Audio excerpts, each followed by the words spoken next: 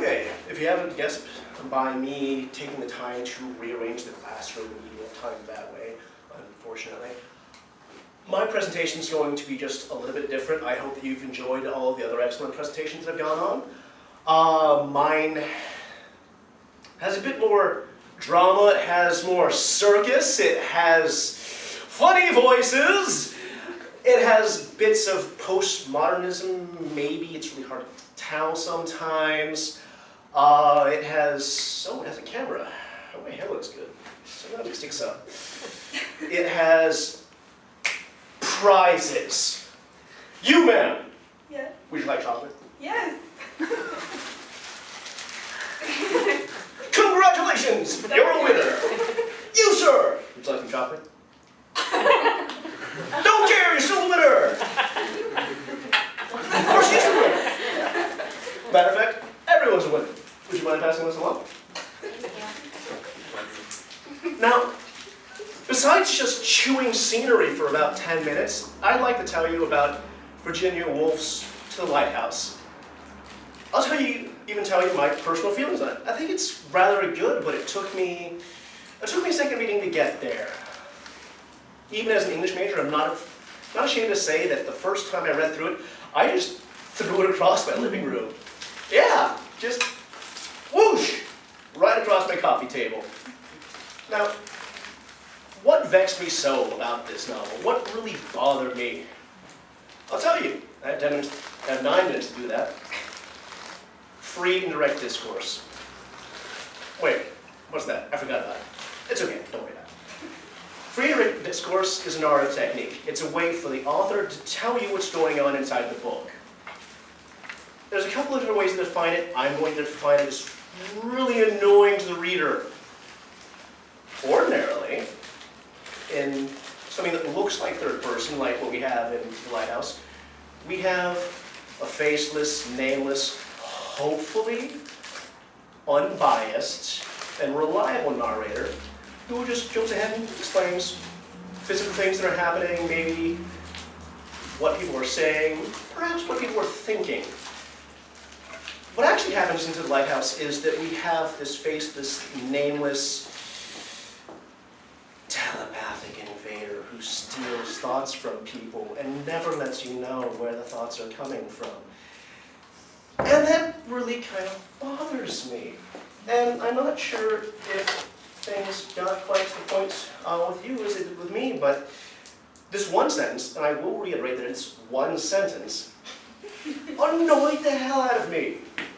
What damned rot they thought Charles Tansley, laying down a spoon precisely in the middle of his plate, which he had swept clean, as if Lily thought he sat opposite her with his back to the window, precisely in the middle of view. He would determined to make sure of his meals.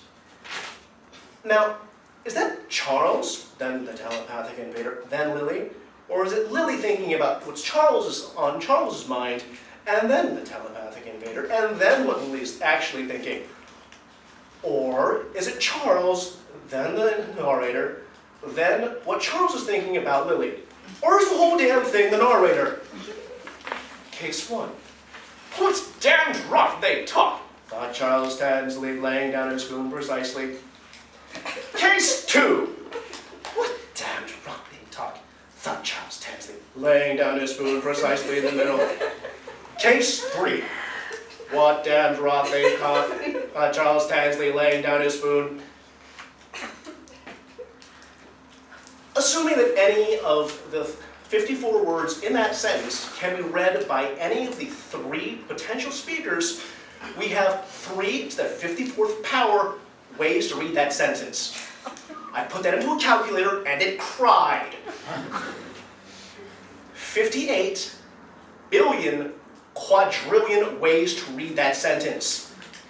Welcome to unreliable narration land. Now, it's a really neat effect, I'm not gonna lie. I kind of like things that are unusual, things that take a little bit more effort. I think they're fun, but it really calls attention to itself. I mean, you just can't take your eyes off of it. You can't ignore it, there's no getting away from it. It is everywhere in this novel. Who said that? Was it him? Was it her? And you know what happens? If I can't tell who's saying what, those characters, well, they just drop out. And what's really important? What's actually happening here? I'm not sure, but if I start to focus on things a little bit, then I see. It's not the people. It's the ideas. We're not looking at people. We're looking at words on a page. And that's the actual point that she's trying to make here. Not to cause a lot of anxiety in me. She doesn't know me. She doesn't care about me. She's just writing a book. And that bit I'm okay with.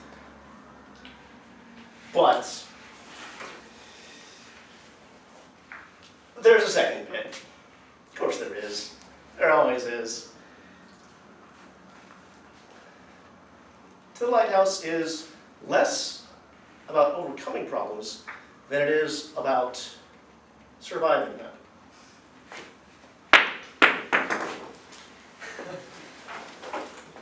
Case in point. Now, the actual case I was going to use was the Ramsay's troubled marriage. If you recall, there's a scene where Mr. Ramsay identifies that their marriage is in trouble, that his wife is not pleased with the state of affairs, and he makes the choice to do nothing. Wait, did a character just identify a recurring problem that is central to what is apparently the plot, and character development just dodge it? What? That just happened? Whoosh! Across my coffee table. And it never actually gets solved, and she just dies inside a pair of parentheses. Whoosh! But it's not that easy. Yeah, Mr. Ramsay is not a stellar husband. He's not really a great dad either. But his failings as a husband aren't really dwelled that much upon. It's simply that it's so abnormal that it seems that way to us. And what we have with gravity is two different aspects of Mr. Ramsay. You have him as a husband, a bad one. As a father, less than stellar one. But he's just a guy. This is not a novel of high fantasy. This is not an exploration of much of anything other than people in real life. He is not the son, the orphaned son of the rightful ruler of the land. He's not going to go on to deliver the One Ring to Mount Doom. Yeah, he's kind of a jackass at times.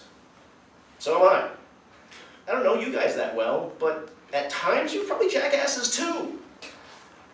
And that's why Mr. Ramsay stands out so much to us. Because what he's doing is he's explaining to us that this is not a novel about exploration, about problem solving. It's about life and all of its gritty, dirty aspects. That metaphor went away from me. And it's also about people, with all of their mistakes. Oops.